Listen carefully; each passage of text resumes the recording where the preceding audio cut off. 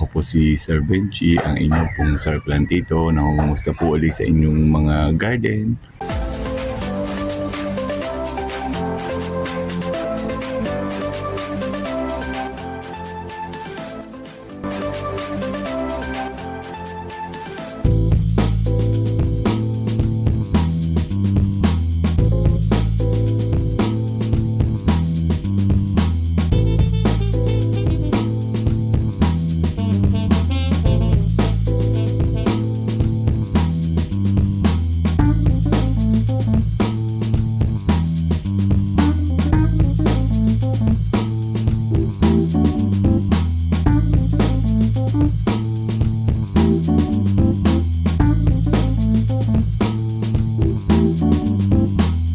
Hello po, magandang araw po sa ating lahat. Kumusta po ang inyong gising? Ako po si Sir Benji, ang inyong pong Sir Plantito. Nangungumusta po ulit sa inyong mga garden.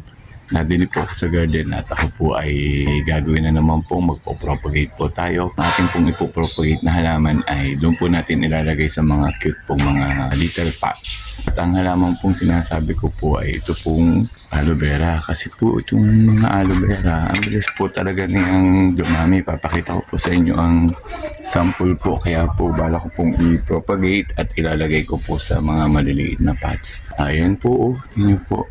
Ang dami na pong mga suloy, ang dami na pong mga pulps na ating pong balak pong ilipat. Mamaya po, papakita ko po sa inyo yung mga pagpapropagate po nito mga aloe vera. Ang aloe vera naman po ay talaga pong hindi po tayo dapat magpawala po nito sa garden dahil ito po ay marami pong gamit. Kung manonood po tayo sa YouTube at titingnan po natin kung ano po mga pwedeng gawin sa aloe vera, ay naku, ang dami po nating makikita at magugulat po tayo na talaga po palang ito po ay kapaki-pakinabang na halaman.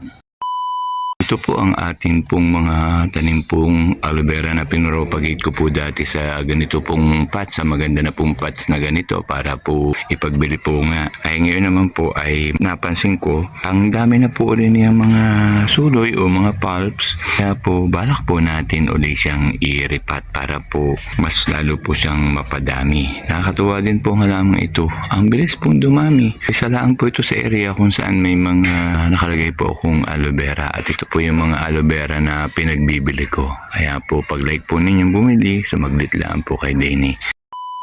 Ito na po yung ating pong paglalagyan po natin ng mga little pulps po ng aloe vera. Ayan, mga cute pong mga pots po. Dini po sa aking propagation area na wala pa pong masyadong tanim at kung magkatanim po ay nairipat ko na po kaya po lalagyan po ulit natin ng bagong tanim at yun nga po ay ang ating mga little pulps po ng aloe vera, mga cute po muna mga aloe vera maliliit na po nung mother plant na aloe vera. Pag dito po natin nilagay, cute po siyang tingnan at pag nagsilaki naman po ay saka po natin iriripat o ilalagay po sa mas malaking pots. The meantime po ay yung maliliit pong bulbs ay dini po muna sa mga cute pong pots pong are para po maganda rin pong tingnan. Dito po muna ako sa kusina. Mamaya po ako babalik po doon sa ating garden sa propagation area. Mamaya ko po itutuloy yung aking pinopropagate pong mga little pulps po ng aloe vera. Ako lang po ay magluluto at medyo tanghali na po. Mag-harvest din po ako ng ampalaya ligaw. Nakita ko po sa aming bakod na medyo marami-rami na po uli. Marami na po nakakuha ng ampalaya ligaw at yun po ay ginagamit din nila sa pagluluto. Ngayon po ako po magigisa po ng munggo. Nakakita po ako nung natira pong munggo na akin na pong naluto dati.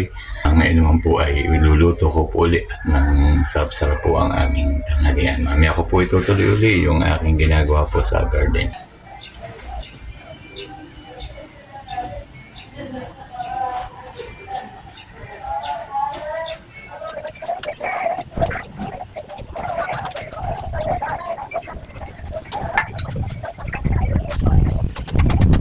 Ano po ang hinarvest ko pong ampalaya pong ligaw. Nag-harvest po tayo at ating pong iluluto po sa balatong. Luluto po ako ng ginisang balatong.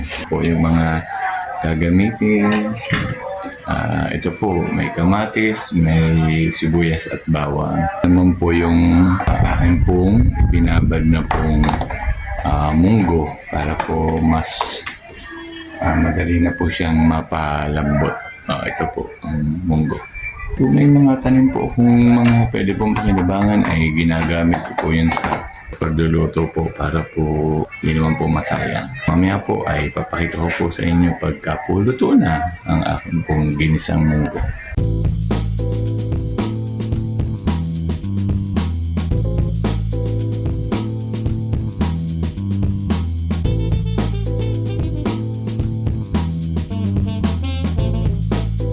Nakaluto na po ako. Pwede na po tayong kumain. Kain na po tayo. Ito po yung aking pong niluto pong ginisang munggo. Ang sarap pong tingnan. Nagaganahan na po na naman kumain kasi po tamang-tama po ang pangulam ay pritong manok, ginisang munggo at saka po pritong manok. Kain po tayo.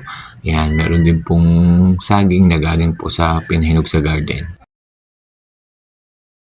Ang lakas po ng hangin sa garden kaya po masarap-sarap pong mag-propagate po nung ating aloe vera na maliliit po na ilalagay po natin sa cute na pots.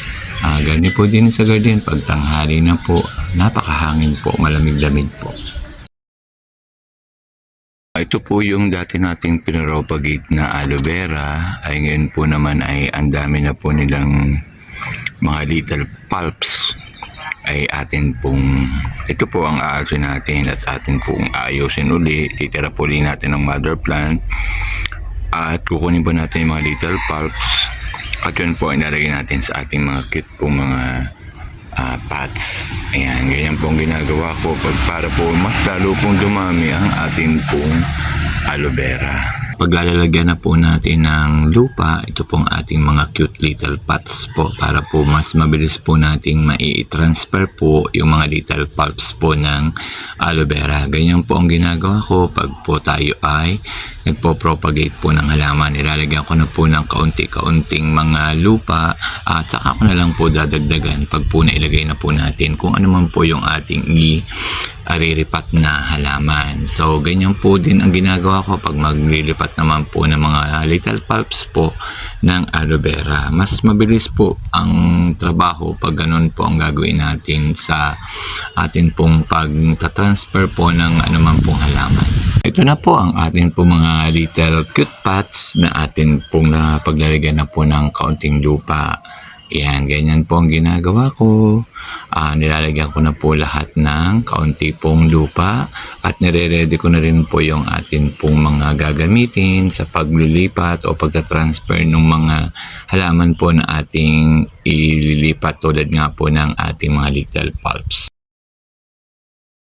Pag okay na po at nalagyan na po natin ng lupa yung pong mga little pots, ang gagawin na po natin ay aalsin na po muna natin yung aloe vera ng mga maliliit sa kanyang pots at atin pong itatanim muna po yung mother plant. Iseset aside po muna natin yung maliliit at mamaya po ay ating ididiretso na pong ilagay po sa mga maliliit pong pots.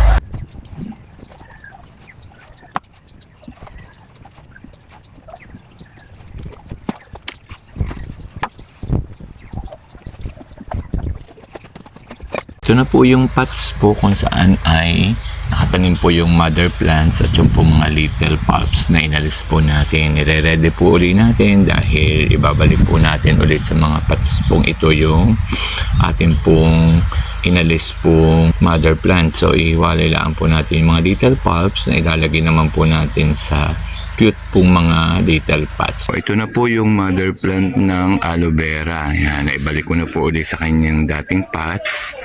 Mamaya ko na po siya didiligan pag po lahat po ay nai-propagate ko na rin kanyang mga anak at mga little pulps. Ganyan po ang pagpaparami ng aloe vera. Pag po may mga nalabas po rin mga little pulps at marami na po, ilalagay uli po natin sa ibang pots. Hindi ko na po dinala yung ating pong maliliit na pong pulps dahil di ko naman po ipopropagate sa loob ng propagation area dahil nadinin na po ang mga niredy ko pong maliliit pong mga pots. So, pag po nagpo-propagate, kailangan pong lagi pong ready na po ang mga gagamitin. Dadagdagan ko na lang po rin lupa para po magdire-diretso na po ako pagka inilagay ko po rin mga little pulps po sa maliliit pong pots yan. Cute na cute po yan pagka atin pong nailagay. Start na po tayong itanim po yung ating pong mga little pulps. Kukuha lang po ko ng dagdag ng lupa dahil kakaunti po ang lupa. Mag-start na po tayo. Mag-start na po tayo tanim po na rin po mga little pulps.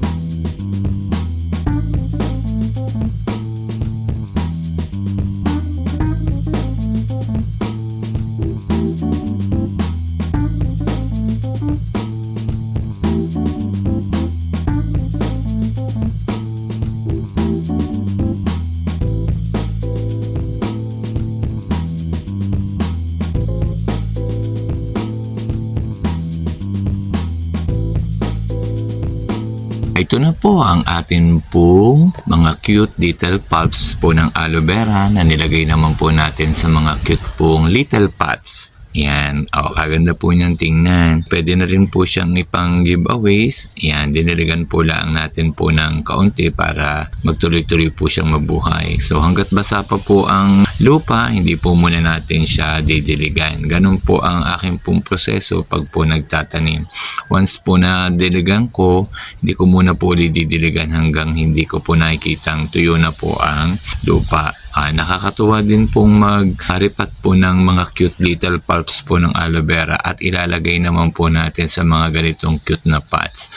Kaya po pag may napunta po dini at nakikita po rin aking mga ginawa pong ari ay talaga pong gustong gusto pong humingi at i-display na lang daw nila sa kanilang bahay. Kaya po minsan natatawa po ako pagkakaalis po nila may tigigisa na po silang bit-bit. Ang nakakatuwa lang po pag po naman nakakuha po ng mga halaman din sa garden at pag nagpunta naman po ulit din nagdadala naman po sila ng mga pots po na parang pamalit po kaya po okay lang pong magdala sila. Nakakaaliw po at nakakatuwa pong magripat po ng mga pulps po ng aloe vera.